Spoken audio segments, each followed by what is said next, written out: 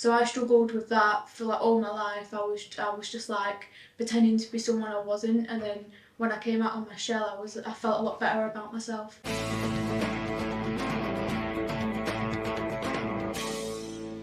Hello, welcome back to the Bars podcast. I'm Reese, obviously. We've got three level 2 students here from downstairs, and we're going to be talking about adolescence and what it is and what they've been doing downstairs. So if you guys want to kick it off.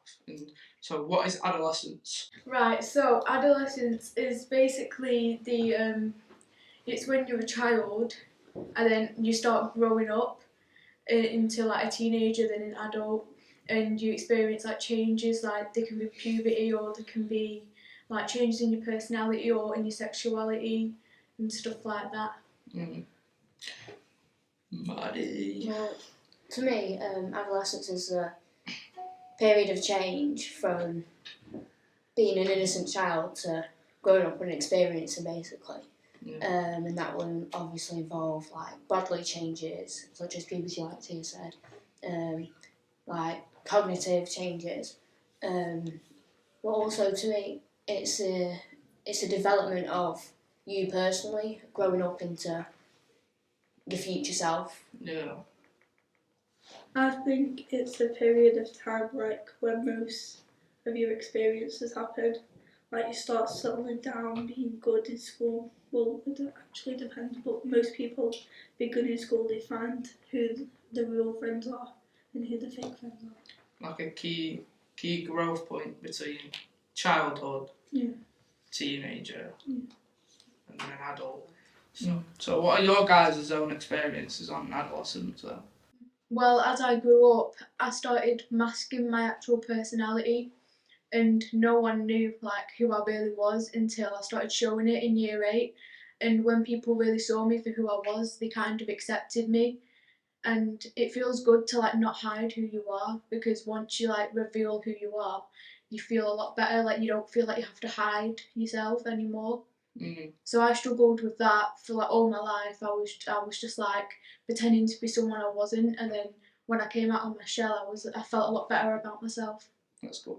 Like you don't have to talk about this, but what kind of like helped you get out of your shell? Do you know what I mean? It was getting bullied to the point where I couldn't really hide anymore because I was so angry all the time.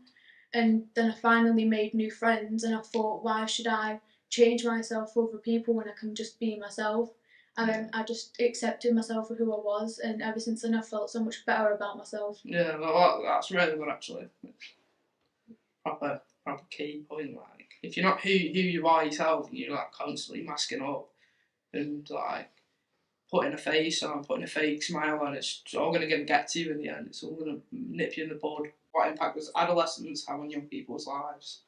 I think the changes in their lives when going through adolescence is, obviously puberty and stuff like that, but it's also accepting who you are as well, like sexuality, your beliefs and stuff like that. Yeah, like what you want to be and stuff. Yeah, your aspirations. Yeah. Have you got like any change in behaviour of some sort or anything like? Do you feel like more mature? Yeah. Like as a little kid, It's obviously because in the stage of adolescence, you also go into high school, don't you? So it's from like year 6 going to like year 7 and 8.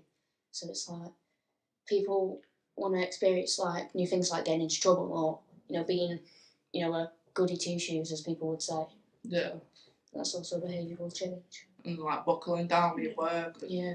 Getting on with it. Depends which route you go down, to be honest. And like, what challenges have you experienced during adolescence and moving up in life, sort of, Tia? Well, like you can face like obviously like realising your sexuality. Like you can realise you could be like a different sexuality than other people. You could be like pansexual or bi or gay, and you can realise that as you grow up and like move into adulthood. Well, I feel like personally I experienced behavioural changes. So as many like bars workers know, like Kaylee Smith, she had to pull me one time on the camp because my attitude just got so bad. I went through a stage of being disrespectful, which I regret, but It's part of growing up, and yeah, it's part of you realise that it's not bad, it's not good for you, or for people around you, and you kind of like grow out of it. Yeah, you realise who you need to be, not who you want to be. You got any challenges whilst growing up? I'd say relationships, because you can find your true friend group whilst you're in high school, but then you can also have like the relationships with another gender or with the same gender. Yeah, I mean, it's a bit different from primary school, isn't it? Running up to one and hugging them, a bit shaky, all that, and it's like, but you can't move in with them. You can't like go out with them every day or whatnot. It's like meals with them. I'm glad to see you in school. Yeah. How do you think young people can be the best supported during these period of youth, like growing up and workers and stuff? I feel like the best way they can be supported is by the youth worker or their trusted adult putting themselves in their shoes, because obviously the adults have experienced it, or not experienced it in the generation that the child's experiencing it in. So I think having the ability to understand the child and is it empathise? Empathise with them? Yeah. I don't know. Empathise or sympathise? I don't know. But just feel for them, and not just sympathy. Yeah, but not just say like, oh, well, you're just growing up. Everyone goes through it. Yeah, like understanding and getting to a level. All that stuff. Listen to what they have to say, not just disregard it. Got anything to you? Well, I feel like the adults should be understanding, but I also feel like the kids should like just talk about how they feel and not hide it. Because if they hide it, it'll only just get worse. Like bottle it up and get to the point where. And then they'll just get to a point where they're so angry, and they just like take out their anger on the family and the friends, when all they have to do is really talk about it. It's like it's weird, that one. Because if you like bottle it up too much to the point where it gets too much, you like your behaviour changes, your attitude changes. It could be good or bad. No, not good or bad. It's bad. It's like everything changes. Literally everything. It's mad. Your whole persona changes, doesn't it? And like, do you know what are your opinions on like celebrating young people's achievements and like saying they got like golden star of the week or something like that? Well, I feel like obviously you should celebrate all achievements, but if it's like, I know the little things count, but if it's the little things, I think teaching them a way to grow up is not grow up, but progress. You can't just celebrate everything. It's like the minor things don't really need to be celebrated. It needs to be well done. But if it's like a bigger thing, then you can like a big proper celebrate it. But if it's only something little, I think just congratulations, it will help them understand what's good and what's better than you. Let's say you've passed the test, like well done, you've just killed the dragon. That's amazing. Like, do you know what I mean? For those younger people that don't attend Boathouse, what other projects or organisations are out there to support anyone and who's having a particular bad experience of adolescence? What do you think? Well, from personal experiences, mine was empowerment, the Boathouse in Points Place with us. We had Avielle come from empowerment to support us as girls, and it was just a safe place where we could talk about anything, any experiences, good or bad. We could express them and, get advice and stuff like that. But it was also helpful for me personally because as a child, Avielle was my personal counsellor. So when, seeing her years later without realising I was ever going to see her again, it was just nice to know that I've confided in her once and I can do it again. Yeah, I mean, it's been great. Well, you've also got like school and parents and that. Yeah. To help you.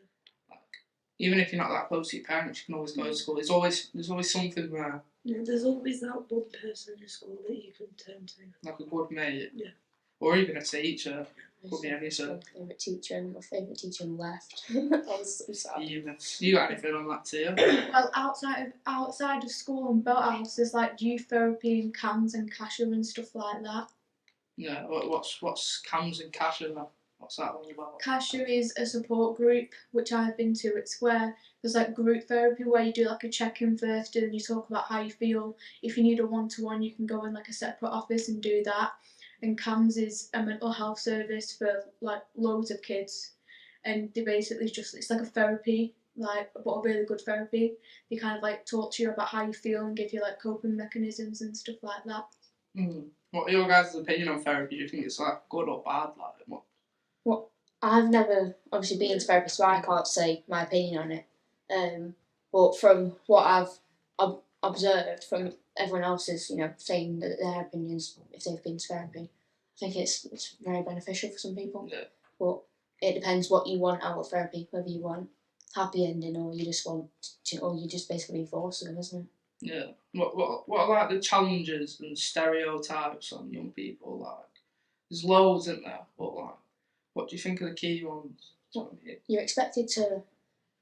Well, most young people are expected to, get their down in school, do the GCSEs, and do everything right. But in reality, we can't. We can't be that person that does everything right. Well, the humour. Do you know what I mean? You can't buckle down and do everything I want. I mean, there is people who do that in my school, proper robots.